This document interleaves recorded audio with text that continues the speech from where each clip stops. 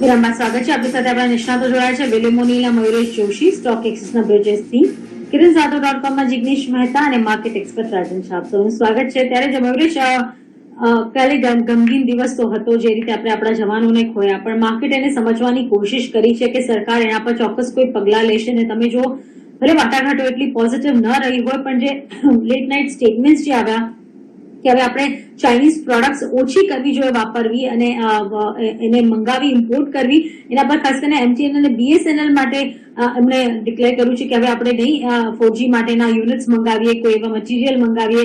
તો આ એક સારું પગલું છે અને મેક ઇન ઇન્ડિયા માટે આ એક બેસ્ટ અપ્રોચ અત્યારે દેખાઈ રહ્યો છે. નિશાજી, એબ્સોલ્યુટલી આઈ થિંક જે બોર્ડર પર થયું, આઈ થિંક બહુ અનફોર્ચ્યુનેટ ઇન્સિડન્ટ હતું, પણ ડીએસ્કેલેશન કેવી રીતે થશે બે સાઇડ્સમાં, આઈ થિંક બહુ ઘણું ઇમ્પોર્ટન્ટ છે from a geopolitical perspective.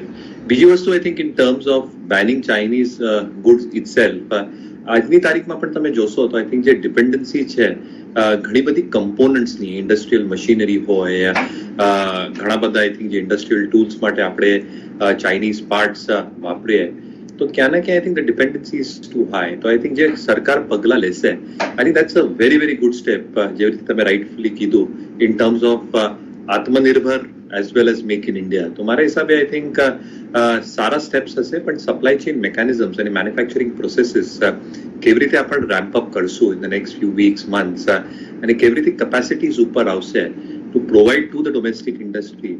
I think that is going to be extremely critical, but I'm pretty sure I think the government is very, very proactive on these steps and will be able to do that successfully. જેવી રીતે તમે કીધું, I think telecom equipment players માટે પણ I think Chinese imports still are quite significant.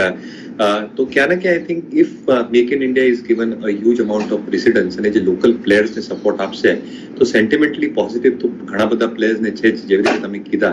But I think even players like ITI can benefit, કારણ કે એક સરસ ઓર્ડર બુક છે, એ કેટર પણ કરે છે ડિફેન્સ માટે, for example, or stuff related to telecom equipment in terms of radar equipment and so on and so forth. So my hisabe, I think all these stocks will have a positive rub-off. Policy formulation and implementation, I think that will give a further re-rating to all these sectors and stocks. Okay, થોડી weakness આપણને અહીંયા વધતી જ દેખાઈ શકે છે. મયુરેશ, જે રીતે એજીઆરનો મામલો છે, telecom as well as banks બંને આજે ફોકસમાં રાખવા જોઈએ, કારણ કે હવે તો ઘણી સુનાવણી થઈ ગઈ છે. અપેક્ષા રાખીએ કે આજે કોઈ નિર્ણય આવી શકે. કોર્ટ શું કરશે, પણ આઈ થિંક જે ટેલિકોમ ઓપરેટર્સની એક્સપેક્ટેશન છે લાર્જલી કે 15-20 વર્ષનો આઈ થિંક એક પીરિયડ આપશે for deferment of AGR dues or spectrum liabilities. પણ ક્યાં ના ક્યાં આઈ થિંક પોઝિશનિંગ તમે જો, આઈ થિંક બેલેન્સ શીટના હિસાબે I think Jio is way far ahead in terms of how it is placed and comfortably placed from a leverage perspective because the capital that they have raised. બીજા બે operators માટે I think જે AGR ડ્યુઝની amount છે, I think what the Supreme Court probably decides and what the status is as on today, જે 58,000 odd ક્રોર્સની I think liability છે આઈડિયાની, જે 25-26 odd thousand crore લાયબિલિટી છે ભારતીની.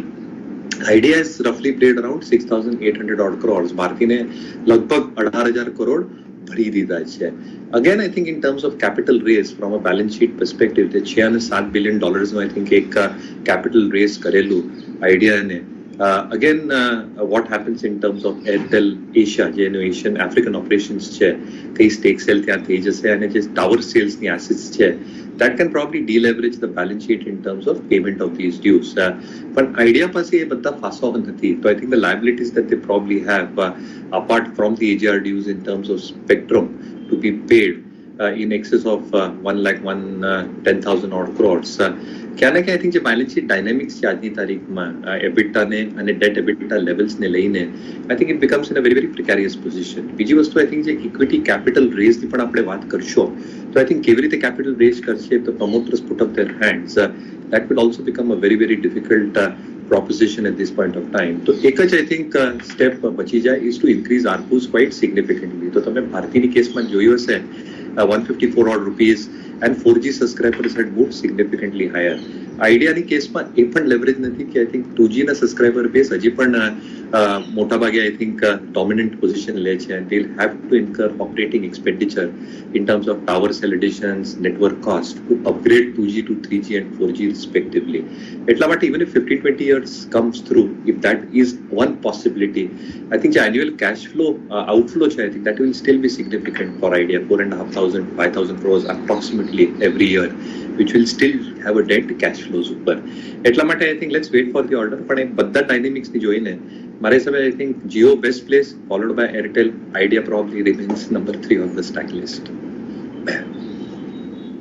લોંગ સાઈડમાં એટલો એડવાઇઝેબલ નથી દેખાઈ રહ્યો. ત્યારે જ અમુક ચર્ચાને આગળ વધારીએ, બીજા સ્ટોક્સ પર નજર કરીએ તો IGL પર આજે નજર હોવી જોઈએ. અને પાછલા દિવસોમાં આપણને ખ્યાલ છે IGL થોડો ભાવ વધારો પણ કર્યો હતો અને હવે તો તમે જો બધી ડિમાન્ડ પણ વધતી દેખાય છે, કારણ કે મોટે ભાગની ઇકોનોમી ઓપન અપ થતી દેખાય છે. મયુરેશજી, IGL રિઝનેબલ નંબર્સ હતા. આઈ થિંક જેવી રીતે હું કાલે નંબર્સ જોતો હતો, જે વોલ્યુમ ગ્રોથ હતી ક્વાર્ટર ઓન ક્વાર્ટર બેસિસ પર તમે કમ્પેર કરશો, I think there was expectation કે આઈ થિંક બહુ ઘણી પ્રકારે ડીગ્રોથ થશે, but it is just 1% degrowth in terms of volumes. Adjusted for that I think જે માર્જિન પરફોર્મન્સ છે આઈ થિંક હેઝ બીન એક્ઝેમ્પલરી. તો ક્વાર્ટર ઓન ક્વાર્ટર બેસિસ ઉપર 21% થી 24% on a year on year basis has been quite good. At the same time I think જે તમે sequential comparison કરશો તો again I think the kind of degrowth that one expected, કારણ કે 10-12 દિવસ I think બંધ હતા માર્ચના, so that was largely expected. Q1 માટે પણ જે CNG ના વોલ્યુમ્સ હશે, PNG ના વોલ્યુમ્સ હશે, domestic plus industrial is expected to degrow, કારણ કે I think જે લોકડાઉન ફેઝ હતું which was quite stringent would have played off and only 55 CNG stations were operational out of 155. ત્રીજી વસ્તુ I think in terms of the operating level itself, જે gross margins છે I think that should probably get maintained between 11 to 12 rupees per SCM, which gives and lends a huge support. પાછું I think તમે જોશો I think through the press release itself, in the month of June 60% આજુબાજુમાં I think recovery થઈ ગઈ છે in terms of both CNG as well as PNG sales. So I think volumes will come back slowly and steadily as the weeks pass by. અને જેવી રીતે નવા geographical areas આવશે, જે પેટ્રોલિયમ મિનિસ્ટરને પરમ દિવસે I think પ્રેસ કોન્ફરન્સ કરેલી, the entire focus is on clean and green fuel. ટ્રાન્સમિશનના networks કેવી રીતે વધાવશે અને જ્યોગ્રાફિકલ એરિયાઝ કેવી રીતે વધાવશે. તો યસ, થોડું valuation is definitely higher compared to the other two, but I think this stock is placed in a very very good sector, જ્યાં I think growth અને volume prospects look very very promising. એક જ level post 60 is one level that the stock should hold on for, કારણ કે ત્યાં એક medium term એવરેજીસનો support છે. કરીશું ત્યારે HDFC બેંકે જે ખાસ ડેટા આપ્યો છે સુરેશ, કે consumer loans disbursement pre COVID level પર પહોંચી ગઈ છે. તમે જુઓ, definitely most of the people ઘરેથી કામ કરી રહ્યા છે, જેમ કે અમે પણ કામ કરી રહ્યા છે, તો વેક્યુમ ક્લીનર છે, જે હેન્ડી તમને ગેજેટ્સ તમને સપોર્ટ કરી શકે, તમારા કામને થોડું ઓછું કરી શકે, એવા ગેજેટ્સને પણ લોન આપી રહી છે HDFC બેંક. તો એક તો HDFC બેંક પર વ્યૂ આપો, અને બીજું જો આવા સેગમેન્ટમાં તમારો કોઈ નજરિયો હોય તો સોલિડલી પ્લેસ છે. અને જેવી રીતે નિશાજી તમે રાઇટફુલી કીધું, આઈ થિંક જે સ્ટેટમેન્ટ્સ આવ્યા છે, I think if that is a statement that is supposed to be believed કે પૂરું સેગમેન્ટ માટે આઈ થિંક કામ કરશે, તો આઈ થિંક બહુ એન્કરેજિંગ સાઇન છે ડિમાન્ડના પર્સપેક્ટિવથી. બીજી વસ્તુ I think the kind of levels that they have talked about, કે આઈ થિંક પ્રી કોવિડ લેવલ્સની ઉપર એક્ટિવિટી જોવા મળી છે, I think that's a huge positive sign, કારણ કે જે રિટેલ સેન્ટ્રિક અપ્રોચ છે બેંકનો, that obviously has safeguarded them even through the pandemic crisis. And how is that? કારણ કે મોરેટોરિયમ જે I think અનાઉન્સ કરેલા, I think it was really higher single digits, 8 કે 9% હતા, compared to other like an ICICI and Axis, just as an example, જ્યાં I think 29-30% no મોરેટોરિયમ્સ announce કરેલું. એટલા માટે જે સ્ટ્રેસ આવે બેલેન્સ શીટ ઉપર in terms of asset quality pressures, reported gross 3 stage NPAs હોય, or the additional provisioning that is required, I think એ બધું ઓછું થઈ જાય. ત્રીજી વસ્તુ અને ત્રીજું ફાસો, I think even when they are probably giving out or meeting out loans, જે અંડરરાઇટિંગ રિક્વાયરમેન્ટ છે to give these loans, looking at credit rating, looking at the underwriting standards in terms of profiles, I think all those data points and metrics are very much within the bank itself when they probably do that. અને એટલા માટે I think pristine balance sheet અને capital adequacy છે. તો મારા હિસાબે yes, જેના પાસે હોય ડેફિનેટલી હોલ્ડ કરવી જોઈએ. This is one of the better and the best placed banks, private sector space. Okay, સાથે તમારી નજર મુથુટ ફિનાન્સ પર હોવી જોઈએ. આગળ પણ આપણે ઘણી ચર્ચા કરી છે ગોલ્ડ લોનને ધ્યાનમાં રાખીને. ગોલ્ડ પ્રાઇસીસ તો વધ્યા જ છે, પણ તમે જો જે પોલ હતા એનાથી ઘણા સારા પરિણામો આવ્યા છે. એનઆઈએ લગભગ 1560 કરોડની અપેક્ષા 1580 કરોડ આવ્યું છે. ચોખ્ખો નફો 763 ની સામે તમે જો 815 કરોડ પોસ્ટ થતો દેખાયો છે. તો સારો એવો જમ્પ અહીંયા જોવા મળ્યો છે અને પ્રોવિઝન્સ થોડા વધ્યા છે, જે થોડા કન્સર્ન હોઈ શકે. મયુરેશજી, એક ઓબ્વિયસ છે નિશાજી, મારા હિસાબે I think Covid related issues અને જનરલ બિઝનેસ રિલેટેડ ઇશ્યુઝમાં તમે મન્નપુરમના પણ આઈ થિંક જે આંકડાઓ જોશો અને જે આઈ થિંક એક એક્સપેક્ટેશન છે કે I think if there is some element of deferment, so I think provisioning is a very valid and a very good logic that gets applied by these financing companies. બીજું પાછું તમે એવી રીતે જો કે આઈ થિંક જે gold prices વધ્યા છે એની જે એક સિક્યોરિટી આપી છે, because it is a highly securitized business. 176 tons is what they are probably having at this point of time, મુથુટના બેલેન્સ શીટના હિસાબે.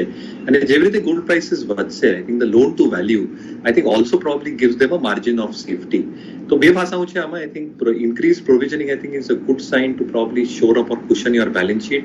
At the same time, જેવી રીતે બધા dynamics છે gold financing companies ઉપર in terms of growth, in terms of volume activity, જે diversification કર્યું છે અને જેવી રીતે asset liability ના mismatches આપણે I think ઘણા બધા બાકીના NBFCs માં જોશું, I think it becomes far more irrelevant for gold financing companies because of the gold security that they have got. તો સરસ numbers છે મારા હિસાબે. I think the stock should react very positively.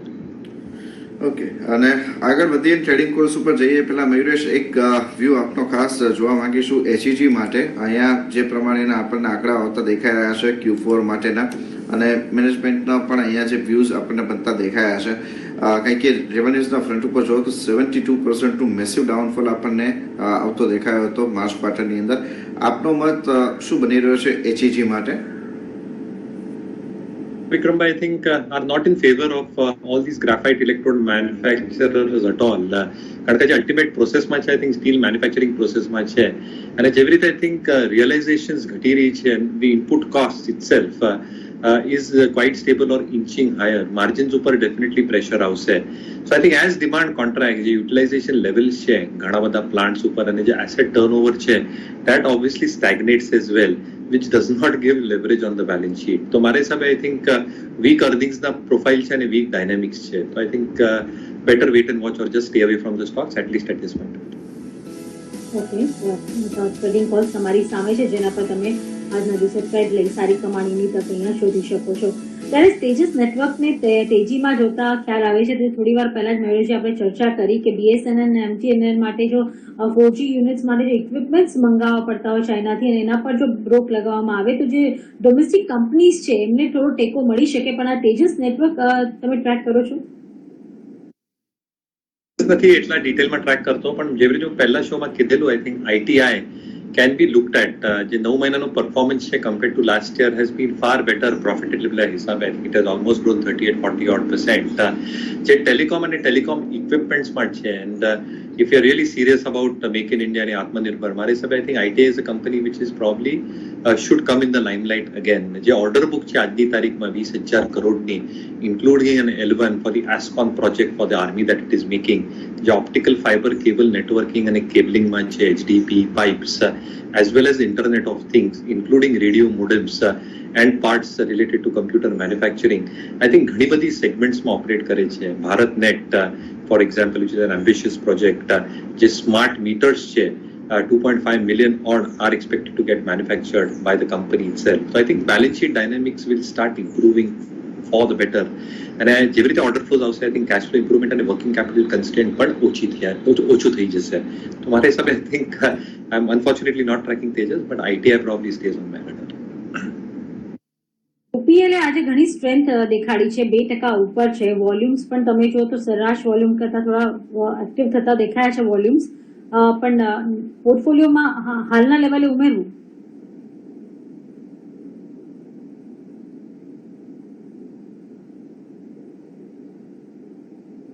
મયુરેશજી? હા, તો મારા હિસાબે I think UPL is a counter that you can very well hold on to. જેવી રીતે I think numbers આવેલા જે cost synergies અને revenue synergies બતાવી છે around 775 crores, 1600-1700 crores those revenue ઉપર. જે margins છે I think that margin should come back pretty strongly. અને જે volume growth છે લેટિન અમેરિકન માર્કેટ્સમાં નોર્થ અમેરિકન માર્કેટ્સમાં અને યુરોપિયન માર્કેટ્સમાં that is held up pretty well. ત્રીજી પાસું એવું છે કે આઈ થિંક જેવી રીતે કોસ્ટ અને રેવન્યુ સિનર્જીસ હજી પણ વધશે એન્ડ જેવી રીતે I think the expectation is that volume growth should start normalising in all these regions that they operate out of. જે એક નેચરલ લેવરેજ આવશે માર્જિન્સ ઉપર, બોટમ લાઇન ઉપર એન્ડ રિસ્પેક્ટિવલી જે ROE માં એક બાઉન્સ બેક જોવા મળશે that can be quite significant. તમારા હિસાબે યસ એક જેના પાસે હોય ડેફિનેટલી હોલ્ડ ઓન કરવું જોઈએ યુપીએલ ઇન્ડિયન.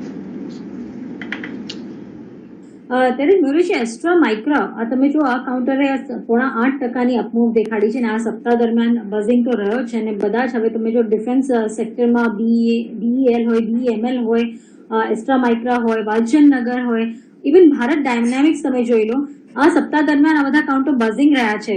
આમાંથી કોઈ કાઉન્ટર પસંદ કરશો? No, definitely I think પાછું I think ફોકસ ઘણા બધા ડિફેન્સ કાઉન્ટર્સ પર આવી ગયા છે અને જેવી રીતે ઓર્ડર બુક્સ છે અને જેવી રીતે એક્ઝિક્યુશન છે મારા હિસાબે I think some of these defense counters can do well in the next few quarters. So I think જેવી રીતે ભારત ડાયનામિક્સ ની તમે વાત કરી, I think જે મિસાઇલ ઇક્વિપમેન્ટ મેન્યુફેક્ચરિંગ પ્રોસેસમાં છે I think that probably has a very very reasonable order book. જેવી રીતે એક્ઝિક્યુશન છે, top line growth, EPS growth has been quite stellar. એસ્ટ્રામાં એક સેન્ટિમેન્ટલ ઇમ્પેક્ટ ડેફિનેટલી તમારે જોવું મળશે. જે રડાર ઇક્વિપમેન્ટ હોય I think it provides equipment related to that. So I think જે ડિફેન્સ સ્પેન્ડિંગમાં આવશે અને જે ઇન્ફ્રાસ્ટ્રક્ચર રિલેટેડ ટુ ડિફેન્સ સ્પેન્ડિંગમાં આવશે સ્પેસિફિકલી ડોમેસ્ટિક મેન્યુફેક્ચરિંગથી, તો all this players should benefit નિશાજી ઇન. તો બ્રિટાનિયા માટે આપણને વ્યૂ બનતો દેખાઈ રહ્યો છે. મયુરેશ, એક સિવાય એક બીજું કાઉન્ટર જો આજના દિવસમાં આપણને જે રડાર ઉપર આવતું દેખાઈ રહ્યું છે એમાં ખાસ કરીને રિસેન્ટ આખું સિનારીઓ આપણને મેટલ સ્પેસની અંદર બિલ્ટઅપ થતો દેખાયો છે. પ્રાઇસ વાઇઝ એક્શન મોટા આપણને આવતા દેખાયા છે અને હવે આપણે જોઈએ તો અહીંયા એકચ્યુઅલ સેન્સમાં ડિમાન્ડ આઉટલુક છે એના ઉપર ફોકસ આવતું દેખાશે. સ્પેસિફિકલી અહીંયા large cap counter JSW steel, આપણે શું લાગી રહ્યું છે અહીંયા આપણે આઉટલુક કેવી રીતના જોવો જોઈએ? અહીંયા હવે થોડુંક કાઉન્ટરમાં કન્સોલિડેશન કે પછી કરેક્શન માટેનો વ્યૂ આપનો બની રહ્યો છે? કદાચ એક રેન્જ બાઉન્ડ ટ્રેડ રહેશે JSW સ્ટીલ માટે. આઈ થિંક જે ડોમેસ્ટિક ડિમાન્ડ છે that will steel hold up, પણ જેવી રીતે રિયલાઇઝેશન છે because of global demand supply dynamics, LME ના prices are still expected to remain very very constrained. એટલા માટે I think જે total realization હશે I think that probably still remains in a constrained fashion. બીજી વસ્તુ I think looking in tandem with all these perspectives, JSW Steel ના જે I think capacity expansion ના programs હતા they have probably got deferred. તો એક downstream manufacturing ની process હતી, એક બેકવર્ડ ઇન્ટિગ્રેશન વાળી પ્રોસેસ હતી અને સ્ટીલ આઉટપુટ વધવાની પણ એક પ્રોસેસ હતી ડોલ્બી યુનિટ માટે. તો ક્યાં ના ક્યાં I think to preserve cash flows and to probably explore ki demand કેવી રીતે I think વધશે along with the leverage that gets played on the balance sheet, કારણ કે જે debt equity ratios છે that also needs to be serviced quite regularly and to maintain those levels itself. તો મારા હિસાબે આ બધા પાસાઓ છે I think ferrous companies માટે. therefore I think એક range bound move રહેશે ઘણી બધી કંપનીઝ માટે including JSW Steel.